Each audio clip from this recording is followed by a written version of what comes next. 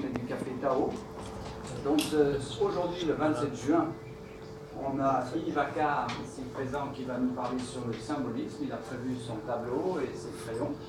Donc ça va être très constructif, je suis sûr. Constructif, Donc, jeu de Lego. Je rappelle qu'on est quand même dans la logique des cafés philo. Donc logique des cafés philo, exposé débat. Yves nous fera une présentation concise et sur cette base-là, eh bien, on pourra avoir un échange, un partage dans la cordialité, la convivialité au maximum. Donc on laisse parler les uns les autres, on évite de trop surenchérir, etc., etc. On ne va pas en rajouter, on connaît tous ça. J'essaierai peut-être de... Yves peut se débrouiller très bien, gérer les débats, après son exposé, je pense, sans problème. Donc voilà. On l'aidera en étant le plus courtois possible. Voilà. Dans la série des petites annonces, avant de commencer au mois de juillet, donc on a un café Tao, un dernier café Tao, le 25 juillet, animé par Jean-Luc et Marie-Laure, qui n'est pas là aujourd'hui encore, qui ne sera peut-être pas là aujourd'hui. Et ce café Tao du 25 juillet sera sur le thème de la sagesse commence dans l'émerveillement, une parole de Socrate. Voilà. Jean-Luc aussi continue des activités de son côté au café d'Albert. Et d'ailleurs, le 6 juillet, lundi 6 juillet à 20h, il y aura un café philo sur le thème de naissance du politique. Voilà. Et puis on peut suivre tout ça sur cafetao.free.fr ou accorphilo.com. Et puis par les emails, on essaiera de se tenir au courant. Voilà. Sans plus tarder, eh bien je laisse la parole à Jean-Luc, il parle pas? Et comment? Mets les machines en marche. Ouais, on va faire chauffer. Fais chauffer les machines. Et voilà. C'est l'homme orchestre, il fait tout, l'enregistrement. Je suis mon propre producteur. Voilà, producteur, l'animation, voilà. Un philosophe plutôt suisse. C'est mon anti-sèche. Donc merci à tous d'être venus. Donc je précise que tout ce que je vais vous raconter, ce n'est que le fruit de mon esprit qui est quelquefois surchauffé. Donc ne croyez que ce que vous expérimentez par vous-même surtout. Voilà. Alors, c'est une mission d'introduction au symbole. Donc, on va prendre quelques-uns, on va picorer, mais essayer d'approfondir quand même les quelques choisis. Heureux élus. Alors, je vais d'abord vous parler des 4 éléments. Alors, ça, c'est un truc très vieux. Je ne sais pas où ça remonte, la notion de 4 éléments. Les alchimistes qui utilisaient ça, c'est un truc un peu bizarre. Et on va essayer de voir s'ils sont encore présents dans notre vie de tous les jours, notre vie concrète. Alors, un des beaux exemples à prendre, alors moi, au lieu de 4 éléments, j'aime mieux parler de 4 états, moi. Parce que état sous-entend qu'on peut passer d'un état au suivant. Alors, c'est le cas de l'eau. L'eau, on le trouve sous forme solide, c'est de la glace. Si on chauffe un peu, ça devient de l'eau liquide, de l'eau. Si on chauffe encore, ça devient de la vapeur d'eau. Alors, la vapeur d'eau, je précise que vous en avez dans l'air ambiant. Mais ça ne se voit pas, c'est un gaz, on ne peut pas confondre avec le brouillard. Ce sont des gouttelettes d'eau en suspension. Bien. Alors, on peut arriver donc jusqu'à du solide, liquide, gazeux. Alors maintenant, revenons en arrière, reprenons le liquide, l'eau. Au lieu de le chauffer, on peut aussi lui donner un courant électrique. Qu'est-ce qui va se passer? On va hydrolyser l'eau, donc produire d'un côté de l'hydrogène, de l'autre côté de l'oxygène. Et si vous recombinez les deux, ça brûle, ça fait une flamme, donc vous avez de l'énergie rayonnante. Voilà. La batterie qui arrive. Ça, c'est tout le monde parfait. Voilà, donc les 4 éléments en copain de l'eau. Ça marche très bien. Ensuite, présent plus fort. Vous savez tous ce que c'est ça? Oui. Alors, c'est pas une bougie d'anniversaire, évidemment. Vous savez qu'au palais de Versailles, du temps de Louis XIV, c'est la lumière qui était le poste de dépense numéro 1. Bon. Alors jusque-là, c'est de la cire, donc c'est solide, il ne se passe rien. Donc transformation, alors ça nécessite un petit accessoire. Il faut toujours le Fiat Lux pour que ça démarre. Voilà. Et là, est-ce qu'on a les 4 éléments là? Alors on a toujours la partie solide. En partie haute se développe du liquide, c'est la cire fondue tout simplement. Au-dessus, ce que vous voyez, ce qu'on appelle généralement flamme, ben, c'est un gaz ionisé, c'est-à-dire que vous avez des atomes qui perdent un électron, qui gagnent un électron. Et cette vibration produit une vibration électromagnétique qui s'appelle la lumière. Voilà. Alors ça, c'est une très belle illustration des 4 états, puisque c'est la même cire qui est tantôt solide, tantôt liquide, tantôt gazeuse, tantôt qui part en rayonnement. Et à la fin, il ne restera plus rien, ou presque. Quelques reliefs de la mèche. Bon, alors ça encore, c'était un peu archaïque. Nous allons maintenant faire un grand bond en avant, comme disait Mao.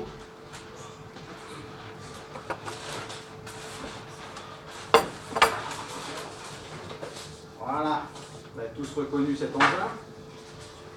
Alors pour moi, j'aime bien cet engin parce que ça illustre notre modernité à, on dit, retourner vers le divin.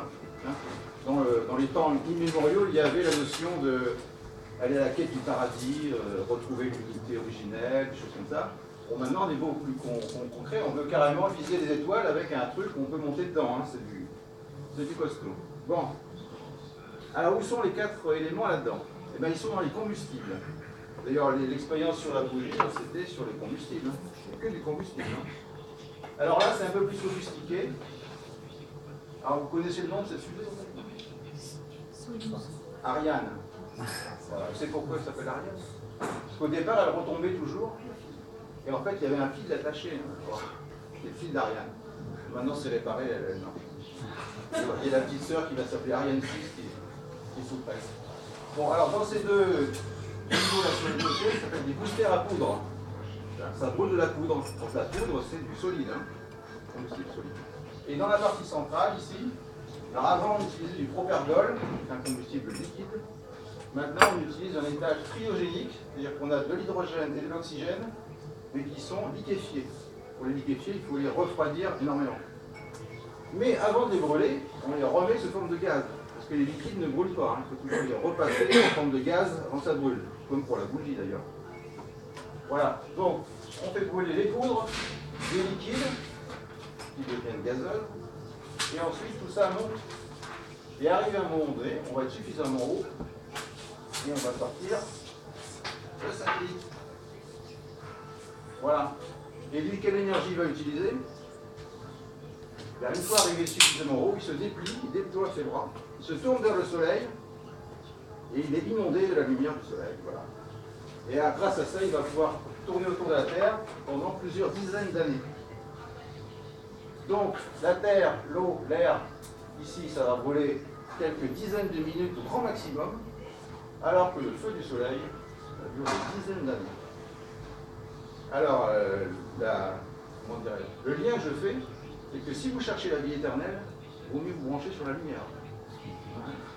Et les feux de poudre, etc., les feux de paille, ça ne sert que pour monter un tout petit peu. Voilà, bon, c'est une analogie. Je suis l'auteur. Alors, la fusée, c'est bon. Alors, ensuite, je vais vous parler de l'arbre. Pas l'arbre des voitures, hein. L'arbre à carne plus gros, le vrai arbre, des feuilles. Alors, on va toujours partir de la Terre, évidemment. Hein. De la Terre. On a preuve que c'est la Terre qui fleur. Et puis, il faut le Soleil. Hein. Il faut toujours un binôme hein, pour créer, pour extérioriser. Donc, voilà le ciel et la Terre. Alors, si on met une graine ici, au départ, si c'est en hiver, il ne se passe rien. Hein. Parce que la graine, qu'est-ce qu'il lui faut pour repartir vers le soleil? Il lui faut de la chaleur, pour prendre de l'énergie. Comme pour la fusée et la bougie. On est toujours dans une émission. Hein. Il lui faut de la chaleur, il lui faut de l'eau. Ça commence à germer. Hein. Comment on fait germer des graines? On les met dans l'eau, tout simplement. Et puis à un moment donné, il va y avoir la première feuille qui va pousser, et puis là, il va faire des échanges d'air. Alors, faisons un bel arbre. Bon, c'est le seul que je fais dessiner. Hein. On voit bien que c'est un arbre, quand même. Alors, chose intéressante dans l'arbre, c'est qu'il y a des feuilles. On peut remarquer ça. Voilà, une belle feuille. Et une feuille, ça sert à quoi? La respiration. Ouais, alors notez dans feuille, il y a feu. C'est le feu du soleil. Voilà. Et comme les feuilles des arbres utilisent l'image du soleil, les feuilles de papier utilisent le crayon. Alors que là, c'est le rayon. Il y a un rat dans le rayon, hein, donc le soleil. Oui, ça c'est écrit plusieurs fois, si on ne sait pas lire. Bon. Alors, et en plus, le crayon, qu'est-ce qu'il a à l'intérieur? Parce que le crayon, c'est rayon plus C, le carbone. Et un crayon de papier, qu'est-ce qu'il a au centre? Du carbone. Bon, alors c'est pas tout. Ici, il nous faut des racines, évidemment. Alors, on va écrire racines. Et dans racines, il y a... Ah, encore le dieu du soleil chez les Égyptiens. Est-ce un hasard? Bon, certainement pas. Alors, pour que ce binôme puisse vivre entre le ciel et la terre, il va falloir qu'il s'établisse des courants. Voilà. Et les courants, ça va être les courants d'air et les courants d'eau. Et ça va se faire comment? Alors, ici, on arrive... c'est la 16 en fait. Hein. Avec l'action du soleil, l'eau va s'évaporer. L'eau s'évapore. Alors, la sève ayant perdu son eau, qu'est-ce qu'elle va? Elle va devenir plus dense, plus épaisse. Imaginez un sirop par rapport à de l'eau, c'est plus épais. Ici, c'est l'inverse. On va avoir de l'eau qui va arriver sur la sève. Donc la sève va être diluée, donc plus légère. Donc ici, ça va avoir tendance à monter, et là, ça va avoir tendance à descendre. Donc si je fais les deux courants, et dans un arbre, il y a deux courants de sève, il y a un descendant et un montant. Voilà, c'est très symbolisé. Hein. Voilà. Et petite chose amusante aussi, la sève.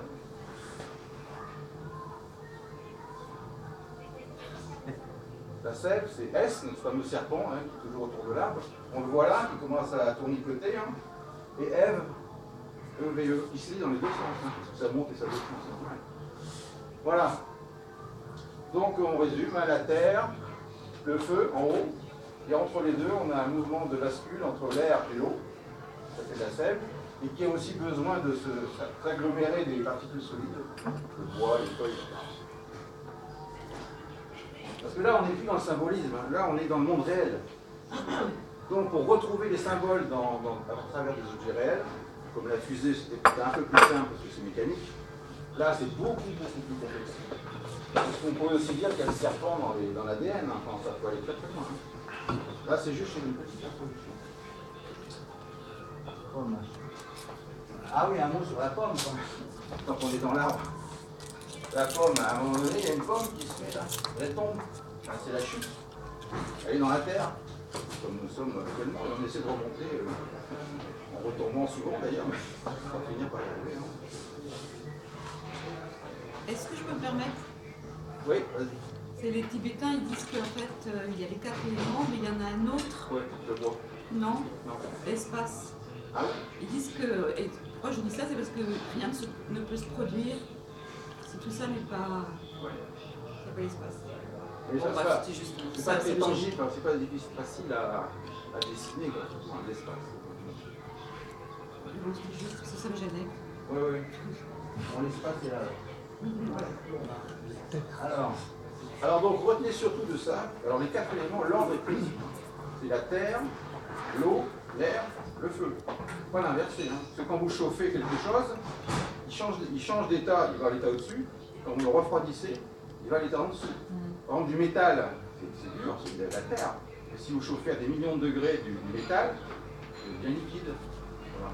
Donc, un peu, on voit ça un peu sur les volcans, mais là, c'est pas des millions de degrés, c'est des milliers. Si vous allez sur certaines planètes, le métal est carrément liquide. Quoi. Et inversement, si on refroidit du gaz, on a dit tout à l'heure l'hydrogène et l'oxygène diffusé, eh bien, il devient liquide, donc il redescend d'un état.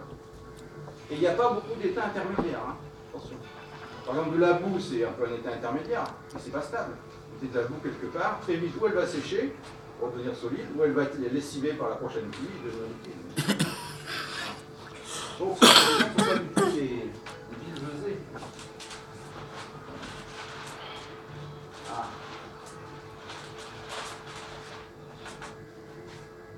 Bon, alors un petit mot sur le caducée. Alors le caducée qu'on voit là dans sa forme, le caducée d'Hermès, hein, l'axe, les deux serpents, les ailes et la partie centrale rayonnante en haut. Notez que le caducée ne représente jamais la Terre, qui est en bas. Enfin, rarement du moins. Alors moi j'ai fait l'association entre le caducée et l'éolienne. Comme ça. Parce que l'éolienne c'est un instrument prométhéen. Le but c'est de capter l'énergie du soleil, de la transformer en courant électrique et ensuite de l'injecter dans le sol. Ensuite, on fait multiples utilisations. Alors, évidemment, l'éolienne ne calque pas directement le rayonnement solaire. Ça, c'est le rôle des capteurs photovoltaïques ou thermiques. C'est pas plutôt le vent? Voilà. En fait, c'est la Terre qui capte le rayonnement solaire. Ensuite, la Terre étant chaude, échauffe les masses d'air. Les masses d'air chaudes montent, pendant que les masses d'air froides descendent. Et comme tout ça retombe sur la Terre à un moment donné, ça fait des courants d'air horizontaux, qu'on appelle le vent, tout simplement. Et ça récolte le vent. Mais en fait, au départ, c'est bien le soleil qui apporte l'énergie. Hein. Voilà. Et alors, où sont les serpents là-dedans? Alors, vous voyez bien le mât central vertical, hein, le support. On voit bien les ailes. Bon, là, il y en a deux, il y en a trois, mais le principe est le même. Alors, où sont les serpents? Alors, il faut d'abord voir où est le moteur. Pardon. Cet élément-là, c'est la génératrice. C'est à cet endroit qu'on transforme l'énergie mécanique des pales en courant électrique. Ça correspond à ici, on a un élément qui transforme une énergie en énergie rayonnante. Ça peut être un soleil, ça peut être une ampoule. Alors, et les serpents, eh bien, ils sont tout simplement à l'intérieur du mât, puisque le câble électrique ici doit bien repartir dans le sol. Et l'énergie transmise, c'est du courant électrique sinusoïdal. Donc, si je le dessine, voilà, et on a toujours deux câbles, évidemment, comme pour tout courant électrique. Alors, c'est pas dessiné, évidemment, hein. Il faut le savoir. Mais ça, c'est, comment on dirait, on ne peut pas douter de ça. Il y a forcément deux câbles électriques qui descendent. Sinon, on ne peut pas faire des pales qui tournent en l'air comme ça pour le détruire. Bon, voilà le caducée. Ah oui, c'est une petite idée. Oui, là, je dis qu'on transformait ici l'énergie mécanique en énergie électrique. Alors, est-ce qu'il y a une partie du corps humain, certaines parties du corps humain qui font la même chose?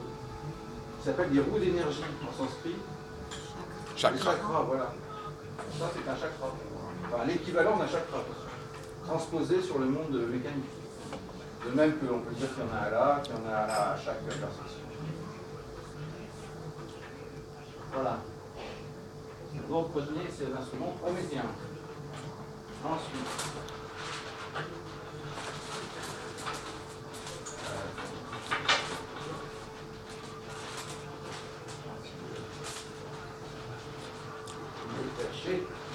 bon, la croix maintenant. Voilà, c'est ma croix préférée. C'est mieux que la bannière. Bon, c'est bien une croix, hein. Il y a un élément horizontal, un élément vertical. Et c'est à la rencontre des deux, sur ce point précis, que vont se développer des sonorités agréables. Alors, ça c'est un peu systématique de toutes les croix, j'ai l'impression. C'est toujours le point de contact entre les deux axes qui est important. D'ailleurs, dans un repère graphique en maths, hein, qu'est-ce qui est important? C'est l'origine. Là où on parle les deux axes. Si je prends un clou et que je le plante sur une planche, c'est perpendiculaire, ça devient une croix, et c'est bien là. L'endroit, la pointe du clou qui est important. Parce que si ça se met à côté, je marque. Voilà, et ça produit de l'énergie. Alors là, j'ai aussi fait quelques extrapolations. Ah oui, alors ça c'est lié à l'angle droit. Hein. Une croix, c'est jamais que le 4 angle droit. Ça s'appelle le quart de tour. Voilà. Avec les moteurs démarrent au quart de tour. Pas seulement parce qu'avant c'était la manivelle, hein, mais c'est plus subtil que ça. Parce que les différents règnes sur Terre marchent aussi au quart de tour. Les règnes sont le règne minéral, végétal, animal, humain. Le règne minéral, vous avez déjà observé du sable sur une plage, c'est horizontal. Ensuite, le végétal, comme notre arbre, là, c'est vertical. Les animaux, ça se remet à l'horizontale, et l'homme se remet à la verticale. Donc, on a les 4 règnes qui forment les 4 angles, les 4 carrés. Enfin, les 4 voilà, les 4 angles, non pas les 4 angles, les 4 branches, on va dire. Voilà. Donc, c'est important l'angle, et donc la croix.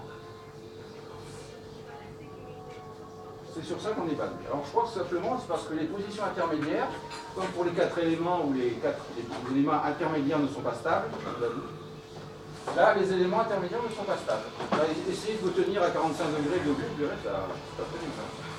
Ça fait pas maintenant. Hein. Voilà. Alors, il y a une extrapolation. Oui, alors là, ça nous amène sur les notions de réceptif et actif. Dans le violon, ici, on va dire que le corps du violon est réceptif, comme si on avait bien tendu les cordes, hein, comme disait Bouddha, le micro-peu. Il est réceptif, et l'archer est actif. Enfin, il est actif parce que c'est le violoniste, il est actif. Hein, mais... Et c'est à partir du moment où il y a le contact que les cordes du violon qui étaient réceptives deviennent actives, et produisent du son. Ça s'appelle une inversion de polarité. Voilà. Et je crois que pour l'être humain, c'est pareil. Quand nous sommes en état de méditation, de calme, de repos, nous sommes réceptifs. Et quand un stimuli extérieur ou intérieur arrive, à ce moment-là, hop, on repart pour un tour, quoi, quart de tour. Et on devient riche d'idées, d'envie, de désirs, etc. D'où l'importance de savoir être réceptif, de devoir constamment être en train de se projeter sur le monde. Bon, là, j'extrapole un peu.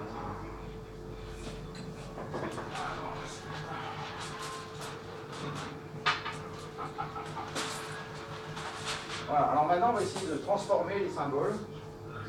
Parce que les symboles pris un par un, ça ne donne rien. C'est comme les lettres de l'alphabet. Si vous connaissez que l'alphabet, bon ben, il faut savoir assembler les lettres pour faire des mots, ensuite assembler les mots pour faire des phrases, on fait des chapitres, des romans, etc., des bibliothèques. Alors on va partir du carré. Voilà. Carré tout simple. Et on va le transformer. Alors pour ça, le mieux c'est de se baser sur les centres. Les centres des côtés. On va reporter là.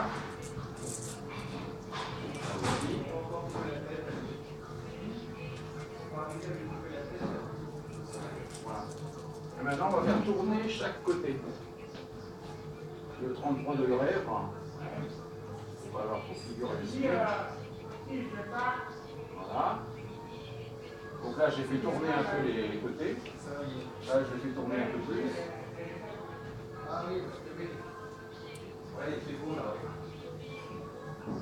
Et en finale,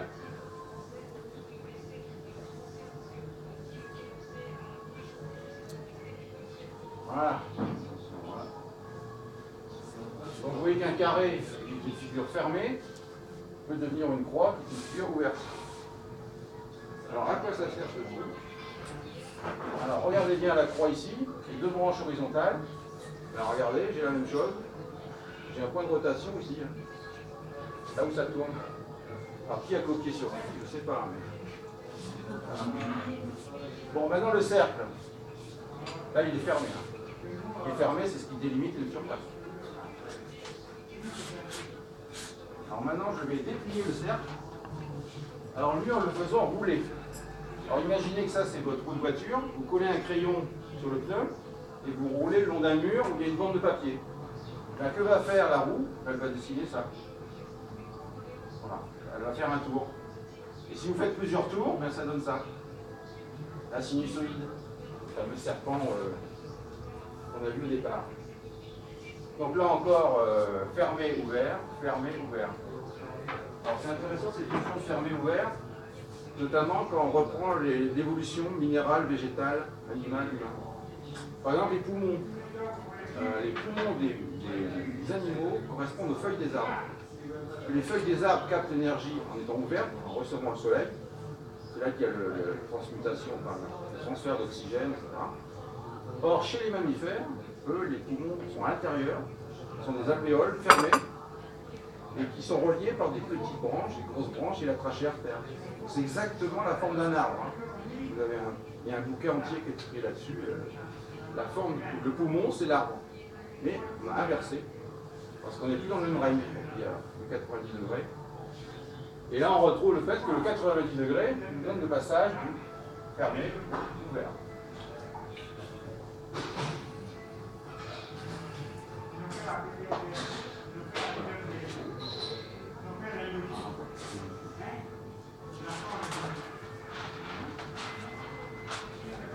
Ah, là. Alors là, on va parler un peu des nombres, très succinctement. Les nombres. Bon, alors, vous savez tous ce que veut dire ça. Et là, par exemple, il ne manquait pas une lettre ici. Hein? Le V. Ah, le V de la victoire. On ça fait Yves. Il y en a 3 dans la salle, je sais bien. C'est le record du monde. Bon, alors si vous n'avez pas le V de la victoire, qu'est-ce qui peut se passer? Là, vous allez être barré.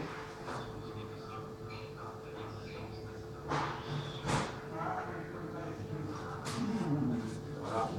Les forces de l'argent sont là. Le yen, l'euro, le dollar. Mais le double barre, attention, c'est pas fait. C'est dans l'effet qui se coule. Voilà, vous n'avez pas les arrêts, là oui, il y a le code barre. Et dans tout, alors tout code barre est comme ça. Hein. Il y a 2 barres fines qui dépassent à droite, à gauche et au milieu. D'accord? Et quel est le codage de ces 2 barres fines? Attention. Voilà, 666. Alors je ne fais pas d'interprétation, je livre ça. Voilà. Bon. Alors maintenant, je ne sais pas si vous voyez bien ces petites images là. Alors là, c'est ce que j'ai essayé de représenter. Ce que j'ai voulu représenter, c'est justement la respiration des symboles. Alors en gros, là, c'est le plan vraiment le plus symbolique, le plus théorique qui puisse exister. C'est l'addition, le symbole de la croix. Là, ce sont des symboles connus qui sont utilisés par des grands mouvements, des religions, etc. Et puis là, c'est le monde réel. Enfin, une vue du monde réel, on va dire. Et donc, la symbolique, c'est important de savoir qu'on l'utilise, sur quel plan on l'utilise. Parce que je pense que ces différentes croix sont des incarnations de cette croix originaire, enfin, originale, je ne sais pas. Donc, on connaît, ça c'est la croix égyptienne, la croix de Malte, la croix celte, la croix chrétienne, rosicrucienne, la croix rouge, ça c'est la croix basque, je crois. Voilà. Puis après, des objets de la vie courante, les 4 points cardinaux, une vanne de tuyauterie qui s'ouvre ou qui se ferme, encore avec le quart de tour. Au début, ça marche au quart de tour. La plupart des vannes, maintenant, c'est des vannes quart de tour.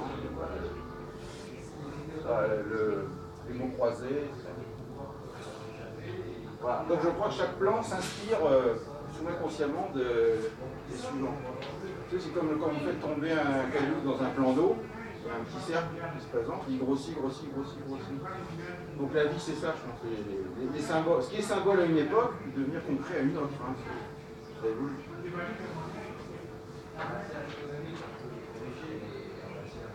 Voilà.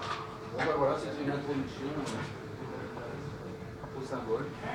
Vous avez des remarques, des propositions.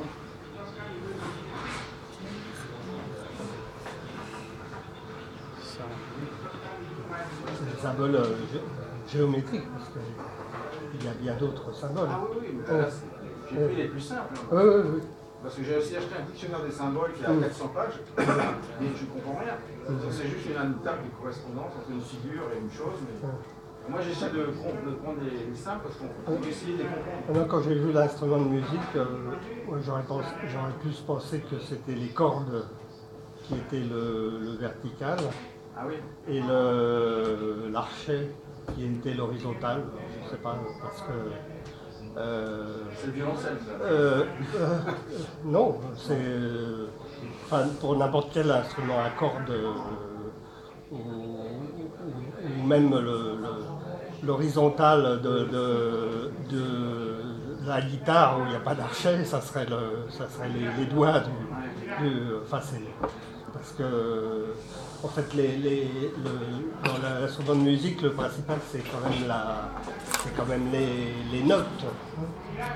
Et les notes elles sont sur les cordes, enfin sur les cordes et c'est l'archet qui vient les toucher et en somme les concrétiser, parce que l'horizontal, le vertical et l'horizontal c'est déjà des lignes, et les lignes c'est déjà des symboles aussi. Donc l'horizontal c'est là que les choses se concrétisent. Donc j'aurais plutôt pensé que les choses se développent au niveau horizontal et donc par l'archet, mais enfin c'est juste une remarque. Il y a forcément une verticale et une horizontale. Ah, c'est la croix. Oui, c'est la croix. Ouais, c'est un détail si Oui. on veut faire. Je n'ai pas bien saisi comment on passe de ce qui existe, terre, air, eau, feu et espace, et au symbole. Franchement, j'ai pas bien saisi. À part l'arbre, j'ai bien vu l'arbre, mais autrement, je vois pas bien le rapport. Est-ce que la question est pourquoi est-ce qu'on utilise les symboles, c'est ça Oui, quel est le fait que les choses comme terre, air, eau, feu existent, c'est une évidence, qu'il y a combustion, tout ça. Mais je vois pas le rapport avec le symbole. Voilà. Ah oui, c'est parce que ces quatre-là n'ont pas de symbole. En fait. Il n'y a pas de graphique, les désignes en fait. C'est que le mot. Mais le mot est lui-même un symbole. Chien, le mot chien n'est pas un chien. Comme on est à la fois esprit et corps, matière, on a besoin des symboles.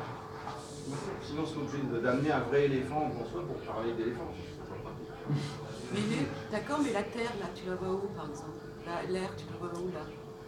Alors là, c'est la croix, c'est pas juste les quatre éléments. Ça, c'est l'exemple d'incarnation des symboles, mais dans le monde réel, mais les quatre éléments. Les triangles, le feu, eau, Oui, les travaillent pas. il y a toujours une croix quand même. Non, enfin, moi je ne travaille pas tous les symboles, Ouais, sur c'est ce quand qui même me parle. Attends, parce que c'est quand même le cœur de la théorie des 4-5 éléments. On arrive à une synastica, on arrive à une dynamique, on arrive à. Ils s'articulent les uns dans les autres sur une ligne, la ligne des mondes réels, la ligne des mondes irréels. Très vite, ils prennent une importance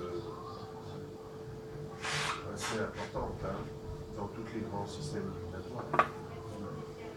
Mais moi, mon propos, c'est pas d'aller dans la théorie, c'est plutôt de regarder ce qui se passe dans le monde réel par rapport à ce que nos ancêtres, entre guillemets, nous ont appris. Je ne prends pas tout, évidemment.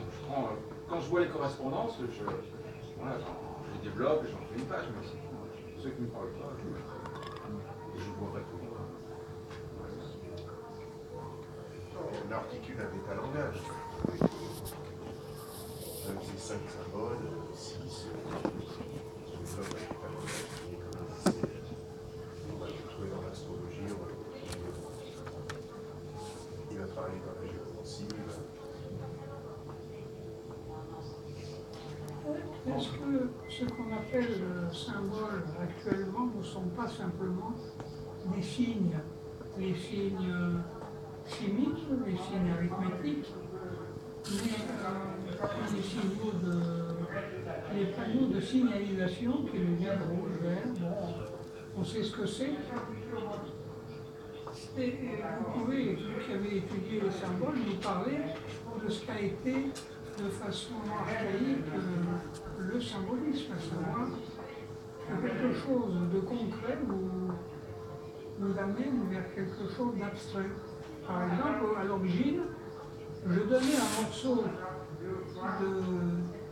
d'assiette, mais enfin ça, c'est plus léger maintenant. Et entre deux amis, lorsqu'ils partaient et que je lui envoyais mon fils ou quelqu'un de confiance, je lui donnais l'autre papier, voilà, c'est ça un symbole pour moi. Et là, parce que ça n'est jamais le même, donc qui correspondait, il savait que c'était mon ami et qu'il pouvait lui faire confiance et lui faire crédit. Et je lui donnais, c'était une lettre du change. Et je suis certain que vous avez quelque chose à dire sur ça, qui me paraît passer d'un morceau de concret, un morceau d'assiette, de passer au fait qu'il y a une amitié, une fidélité, et on passe de la terre au ciel. Voilà. Dans votre exemple, c'est plutôt la notion de clé. Il y a la clé et la serrure, qui sont les deux parties de l'assiette, qui permettent de se reconnaître. Mais pour moi, le symbole, c'est une dimension universelle. Pas forcément pour 100% des gens, mais les panneaux de signalisation, par exemple, tout le monde est censé les connaître. Si c'est qu'une clé qui sert qu'à une personne, je n'appellerais pas ça un symbole. Oui, enfin, c'était comme Symbole, l'étymologie de symbole, c'est ça, c'est-à-dire ce qui rassemble. Le contraire de diable, diabolos, qui est ce qui sépare. C'est ça le symbole étymologiquement. Et les signes actuels, enfin c'est ce que c'est devenu. On a perdu la notion de symbole. Parce que là, ça rassemble deux personnes, chacun un morceau d'assiette, alors que des symboles plus généraux, Ça rassemble personne. Quand vous voyez les automobilistes se regarder devant le rouge, ça ne les rassemble pas, hein, au contraire. Ils respectent Oui. quand même. Non, mais moi, je pense que le mot symbole, comme il est employé aujourd'hui, constitue un glissement de sens. Hein, c'est-à-dire,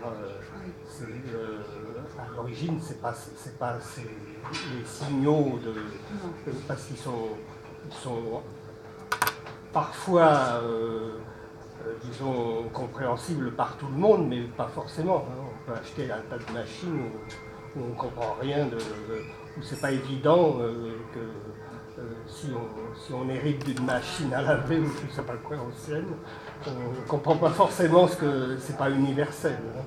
Ça, on ne comprend pas forcément ce qu'ils veulent dire. Tandis que la croix, le carré, enfin tout ça, c'est des choses qui est compréhensible par tout être humain. Hein. Et alors, ce dont monsieur parle aussi, c'est étymologiquement, il a raison, c'est ça que signifie le mot même symbole, hein, puisque enfin ça vient du grec, je ne vais pas faire de l'érudition, mais c'est vrai que c'est un signal de reconnaissance. Hein. Donc, puisqu'on parle par exemple le credo dans le catholicisme, on l'appelle le symbole des apôtres. C'est-à-dire que quand ils le récitent, à l'origine, ils se reconnaissent, parce qu'ils ont le même credo. Hein. Donc là aussi, dans cette histoire-là, il y a un pacte qui a été fait, et donc ils se reconnaissent chacun avec son bout de... C'était bien de revenir à l'étymologie. Oui. Hein? On va faire circuler le monsieur qui voulait aussi. Oui, moi, je dirais, excusez-moi, c'est important. Par rapport à ce qui a été dit, on voit quand même une distinction. Il y a deux grands symboles, je dirais. Il y a le symbole qui est purement conventionnel. Par exemple, si on dit un drapeau bleu, blanc, excusez-moi. Un drapeau, c'est bleu, blanc, rouge, la France, c'est complètement conventionnel. C'est une convention à l'état pur. Ça vient de l'imagination humaine. Bon. Maintenant, si on dit un arbre, c'est un symbole de beaucoup de choses, hein, un arbre. Dans la Bible, on trouve l'arbre en tant que symbole de beaucoup de choses. Il symbolise, on prend le soleil, la lune, tout ça, on prend un objet réel et on lui accorde des représentations symboliques. Après, suivant les personnes, on peut y voir toutes sortes de symboles différents. Et puis entre les deux, il y a des tas de cas intermédiaires. C'est-à-dire, il y a des choses qui sont à moitié réelles, à moitié conventionnelles. Par exemple, la sinusoïde, dont tu nous as beaucoup parlé, c'est vrai qu'elle est partout, la sinusoïde. Dans l'instrument de musique, tout à l'heure tu disais, d'une éolienne, il sort une sinusoïde, un serpent sous forme du courant sinusoïdal, mais le son qui sort du violon, c'est aussi une sinusoïde. L'onde sonore est une sinusoïde, puisqu'on peut même l'enregistrer. Bon. Donc là, on a un symbole qui est naturel et à travers lequel on peut voir tous les symboles. La sinusoïde, on la retrouve absolument partout. le serpent, c'est pour ça qu'on trouve d'ailleurs des serpents comme symbole un peu partout. Dans l'Égypte ancienne, déjà, il y avait des serpents. Dans la Bible, il y a des serpents, aussi bien dans l'Ancien Testament que le Nouveau Testament. Et c'est vrai qu'il y a une espèce, avant même qu'on ait connu les ondes, comme on les connaît depuis le XVIIIe siècle, donc il y a eu quand même un sentiment, enfin une intuition dans l'esprit humain que cette sinusoïde était quelque chose de très universel. Voilà, et là on est à la frontière du monde créé et de l'imaginaire humain. C'est-à-dire à partir de ce symbole de la sinusoïde, effectivement on peut tout retrouver. Même la swastika là, qui a été prise comme symbole par les nazis, c'est une sorte de sinusoïde aussi, puisque c'est une croix qui tourne. La swastika à l'origine, d'origine hindoue, c'est une croix qui tourne, donc à nouveau une sinusoïde. Voilà ce que je voulais dire. Bon, donc il y a quand même un distinguo à faire quand on parle symbole, on parle de choses très très différentes. Hein. Entre dire le soleil est le symbole de ceci ou cela, de l'amour entre les humains, du cœur, etc. Parce qu'après vous avez le principe analogique. Dans le principe analogique qu'on retrouve dans la nature, il y a tout un monde symbolique aussi. C'est-à-dire que le soleil, le système solaire ressemble au système atomique, qui ressemble également à une cellule, qui ressemble également à un fruit. Donc le microcosme ressemble au macrocosme. Voilà, donc c'est très très diversifié le monde symbolique. Donc c'est vrai que des fois il vaut mieux se dire à l'avance de quoi on parle. Est-ce qu'on parle d'un monde symbolique conventionnel, comme là on était quand même la croix, là on est dans quelque chose qui est à la fois naturel et comment je dirais, de l'homme, du conventionnel humain. Parce qu'une croix, déjà, quand on voit le soleil se lever sur la mer, on voit déjà une croix. Les rayons du soleil sur la mer horizontale. Donc il y a quelque chose de profondément naturel dans la croix, bien avant de la croix de Jésus, puisque maintenant les chrétiens ont complètement, comment dirais-je, rapté le symbole de la croix, mais c'est bien au-delà. Le symbole de la croix, il date de bien avant Jésus et de bien après aussi. Et au départ, c'est juste un croisement. Oui, mais au départ, c'est surtout le croisement de l'horizontal, c'est-à-dire effectivement du monde transcendant avec le monde horizontal qui représente, là aussi, le plan de la mer représente l'horizontalité, c'est-à-dire l'homme, quoi, l'homme, le plan terrestre, le plan de la matérialité.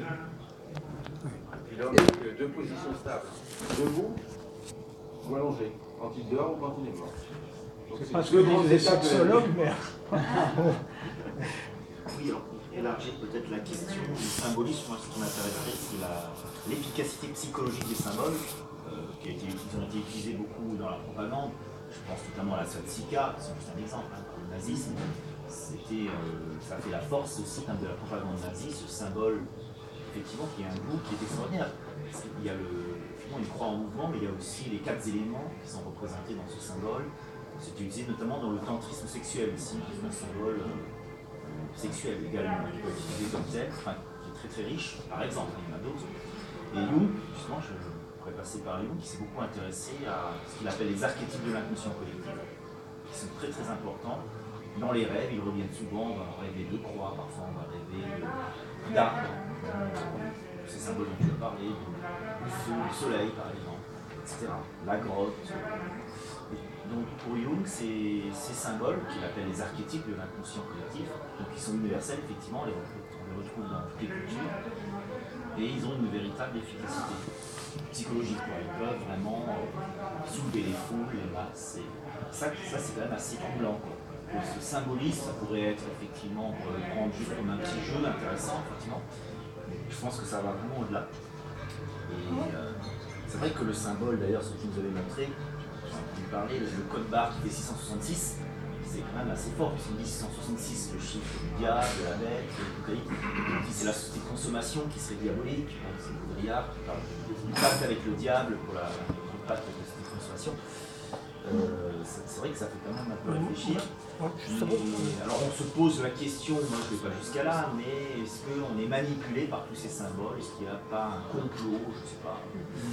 sans évoquer un complot extraterrestre même, parce que ça existe aussi, mais cette théorie, mais voilà. Ou alors c'est un pur hasard, je ne crois pas au hasard, hein, justement, dans le Café Destin, on ne croit pas au hasard, on croit au destin, sinon on ne viendrait pas, je pense. Ou on viendrait peut-être pour critiquer, mais voilà.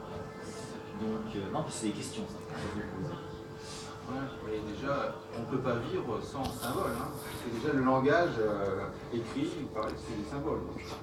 Alors après, est-ce qu'effectivement il y a de la manipulation? Bien sûr, mais je crois que les symboles, ils nous marquent plus ou moins. Parce que moi, je vois, il y en a qui ne me parlent pas du tout, je ne m'en occupe pas. D'autres qui me parlent. Moi, c'est le Caducé qui m'a surtout parlé, en premier. Donc ceux-là, je les développe, je les étudie, je fais des comparaisons avec le monde réel, etc. Et après, oui, j'ai l'impression que... Alors pourquoi justement il y a des symboles qui parlent et d'autres non? Et je crois parce que en fait la vie est constituée, enfin, l'architecture de la vie, c'est déjà un symbole. On l'a vu par exemple pour la bougie, je sais pas, il y a forcément 4 états, il y a de la lumière en haut, enfin, ça n'a pas été inventé par l'homme, hein, on l'a découvert éventuellement, mais on peut observer avant des choses qui brûlaient. Donc, et comme on est nous-mêmes, je dirais, aussi bien dans notre corps que dans notre esprit, en relation avec les symboles, mais les fondamentaux, ce qui constituent notre être profond, ben à un moment donné, on va en voir un à l'extérieur, il va parler, mais à notre mental. Et s'il parle à notre mental, c'est peut-être parce qu'il y a des correspondances en dessous, ou au-dessus, je ne sais pas. Et après, il y a de la manipulation. La musique militaire, c'est typiquement de la manipulation, d'accord. Ça marche aussi dans l'autre sens. Il y a des symboles qui vont exalter les qualités d'un individu. En disant que la verticale, c'est le symbole de la vie, puisqu'on se tient debout le plus souvent dans la vie, et que l'horizontale fait coucher, vous êtes passé justement des symboles conventionnels que vous nous avez exposés au domaine du vrai symbole tel que je l'entends, c'est-à-dire qu'il n'est pas une convention, un arbitraire comme le mot, ce ne sont pas des symboles, parce que je ne connais pas des symboles, ce sont des conventions. Et passer justement de quelque chose de matériel comme le vertical et l'horizontal qui nous font passer au couple vie et mort, ça c'est un vrai symbole. Quelque chose.